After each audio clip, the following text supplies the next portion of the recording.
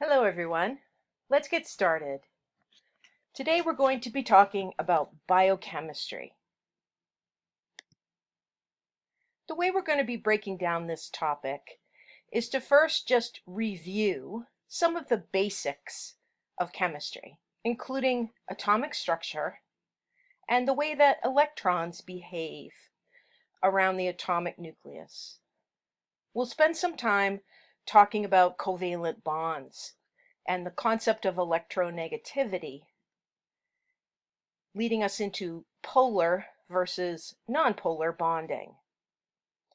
Then we'll talk about the biologically important non-covalent types of bonds, including ionic, hydrogen bonds, and van der Waals interactions.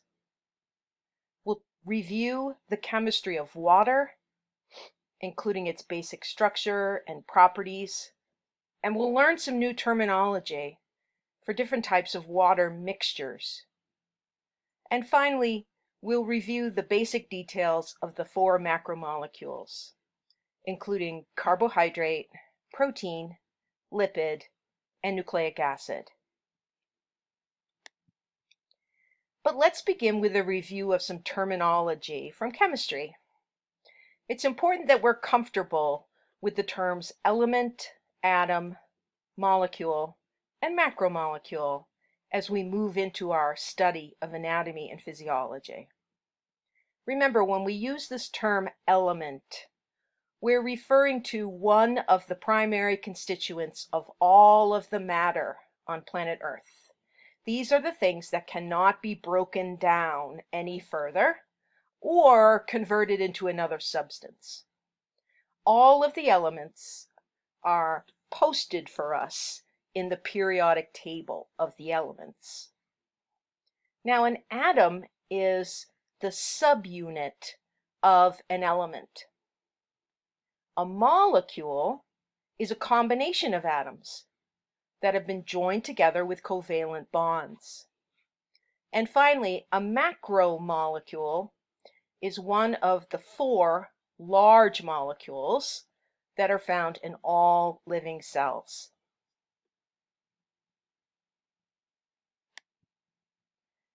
On the bottom of this slide, you can see an image of the periodic table. I know it's difficult for you to see the details in the table, but this is the table that lists for us all of the elements that are known on planet Earth.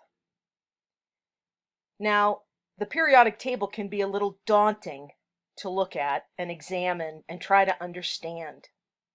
But what's interesting to us as students of anatomy and physiology is that 96% of all of the living things on this planet are composed of only 4 of these elements: carbon, hydrogen, nitrogen, and oxygen. That's it. 96% of all of the mass of living organisms on planet Earth is composed of only 4 of the elements.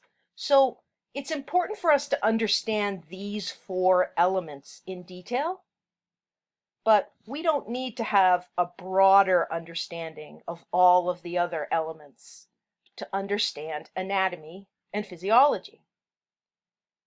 Now, there are other biologically relevant elements, and we'll be talking about some of them this semester. Things like sodium and magnesium, phosphorus and chloride, potassium, calcium. These are elements that play a vital role in the functioning of anatomical systems in the body. But they simply cannot compete with carbon, hydrogen, nitrogen, and oxygen for sheer abundance in the human body.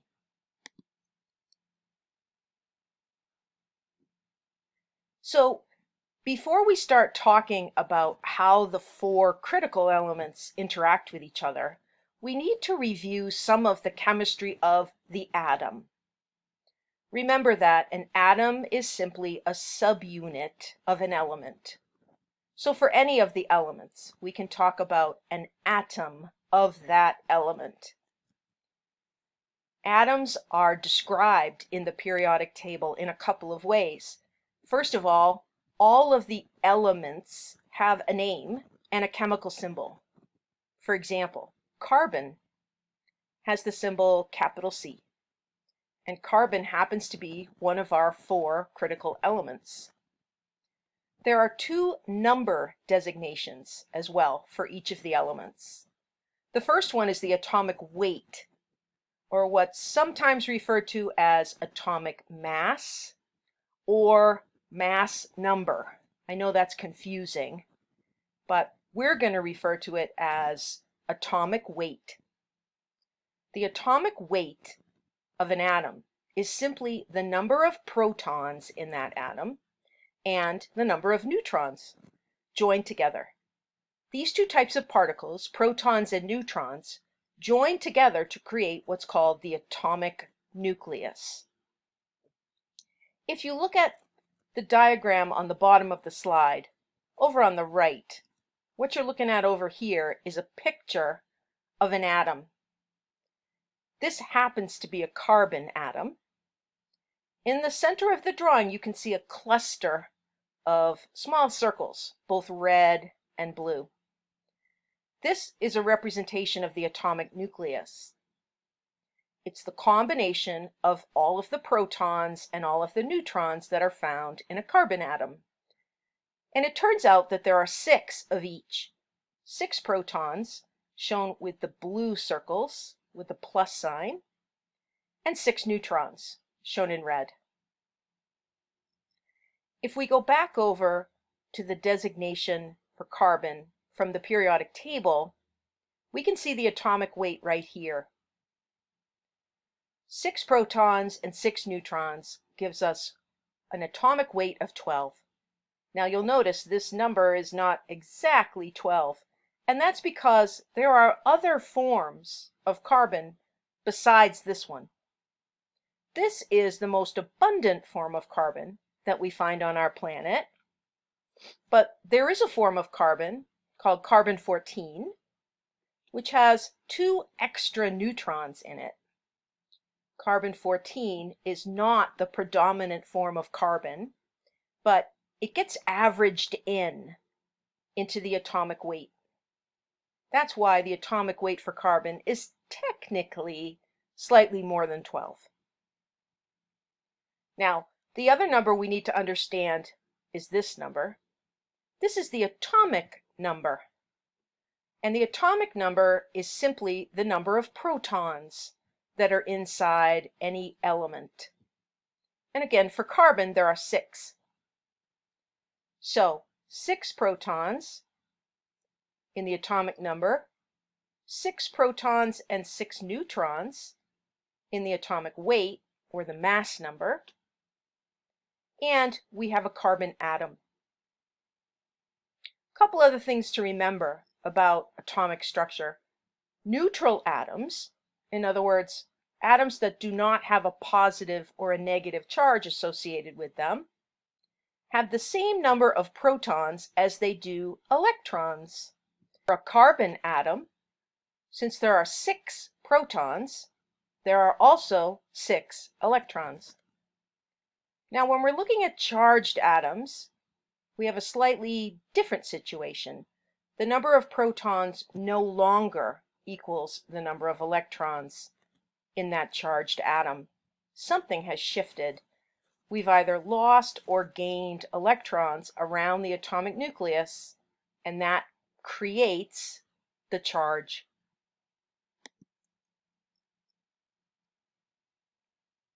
So, within any atom of any of the elements, there are protons, neutrons, and electrons. The protons and neutrons combine together to form the atomic nucleus. Most of the weight or the mass of an atom is in that nucleus. The electrons move around the atomic nucleus in what has been described as a cloud. The electrons are buzzing around the nucleus, in what can look quite chaotic to us, but is actually predictable. In fact, electrons move around the atom, the atomic nucleus of the atom, in very discrete regions, predictable regions called orbitals. Each orbital around an atomic nucleus can hold up to 2 electrons. Electrons, in other words, are typically found in these pairs. Different types of orbitals are then grouped into levels that we call electron shells. In the diagram at the bottom of the slide, you're looking at some of the shapes of the various orbitals that can be found in an atom. Remember that each one of these space designations in the different colors represents a place where electrons can be predicted to be a certain percentage of the time. And each orbital can contain up to a pair of electrons.